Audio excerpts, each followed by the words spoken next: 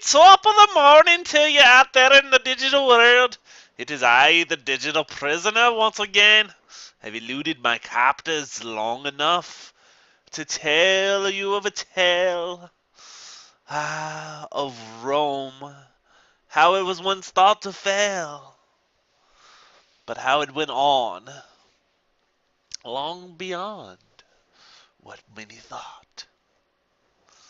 So, it's full of intrigue and delight.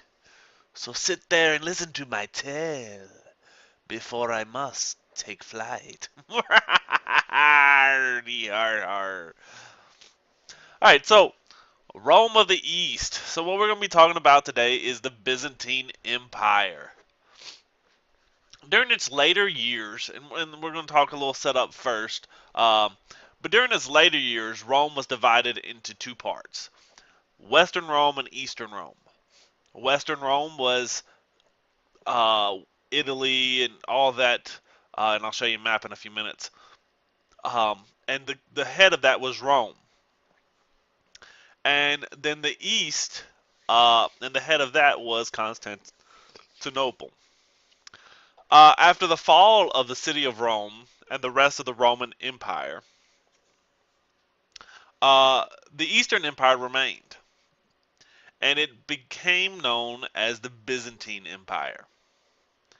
Uh, it mixed the Greco-Roman style of Western Rome with Asian influence to produce this very unique culture. And if you see, once you learn what the Byzantine Empire looked like and this cultural pizzazz of the Byzantine Empire, it's pretty easy to recognize.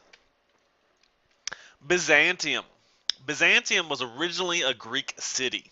It was founded in 600 BC. Um, in 73 AD, it became part of the Roman Empire. The city continued to grow and it became more and more grandiose. And by 324 AD, it was changed to Constantinople by Emperor Constantine. Remember, he's the one who moved the capital of the Roman Empire over to Constantinople. And in 1930 AD, it changed to Istanbul. And you can go and there's a popular or older popular song about the city of Istanbul, Constantinople. Um, but the city has gone through several reincarnations from Byzantium to Constantinople to Istanbul. Um, and you can see here is Constantinople. Over here is Rome. And this whole thing you can see in the brown here, totally outlined, is uh, as large as the Byzantine Empire got, but it cost them a lot to get that large, and we'll talk about that a little later on. Um, but Constantinople, look at it, pause me a minute, and look and figure out what kind of benefits do you think this location has? All right, well, now that you did that, did you come up with uh, the fact that it's very defendable? Because it's here on this kind of peninsula. You got access to the Black Sea, which allows a lot of trade, access into the Mediterranean Sea for trade. You can defend it. It's on the trade route pretty much that you have to go along to go from the west to the east. So there are a lot of benefits to the location of Constantinople, uh, dealing with an empire so large. Justinian and Theodora. Justinian becomes emperor in 527 AD, succeeding his uncle Justin. And Justinian will be he's probably the most famous, most popular of all of the Byzantine emperors. And that's one of the ones we'll focus on. Um, Prior to becoming emperor, Justinian had married Theodora, who was an actress. And you can see this kind of style here uh, that the Byzantine Empire had. Um, and you can see, these halos and stuff around people. Um, it's really very beautiful artwork. Um, Here, this is the fall of Rome, when Rome actually fell. This is the Western Empire, and this is where it started off. And they had lost all of this other land. Well, Justinian dreamed that he could regain all the land Rome once had.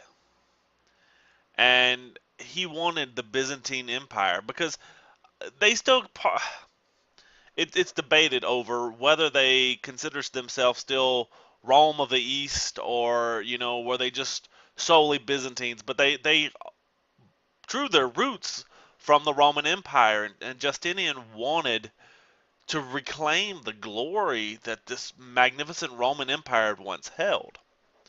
Um, and so he reconquered Africa from the Vandals, took Italy from the Ostrogoths, won Spain from the Visigoths, and this is known as the Byzantine Reconquestia, and it's the reconquering of the lost Roman territory.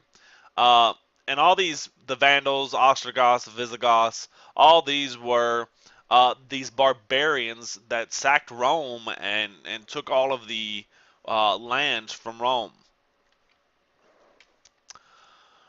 One of the things Justinian is more known for is the Code of Justinian, his laws that he passed.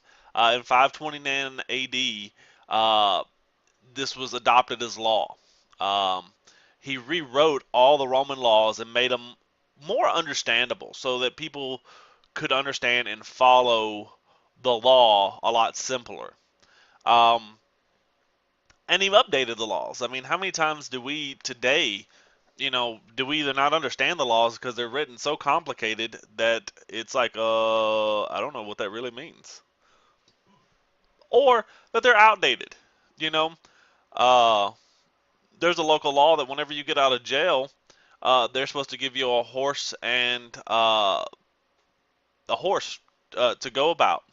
And so when people get out of jail now, we're not giving them a horse. So these outdated laws are on the book. So he went and got rid of a lot of these laws, uh, and fixed up the legal system.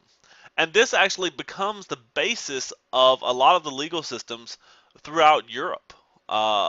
Can draw back to this code of Justinian.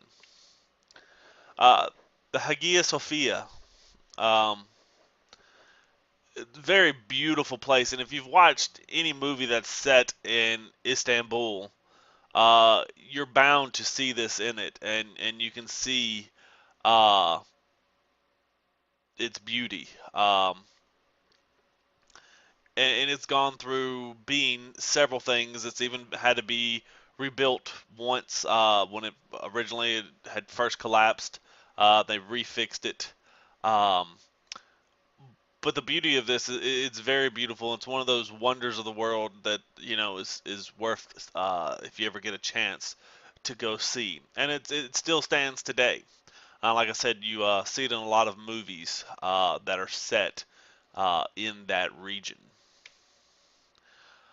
The Black Death in 541 AD, considered to be the first appearance of the bubonic plague in Europe, um, and killed hundreds of thousands across Byzantine and the Persian empires.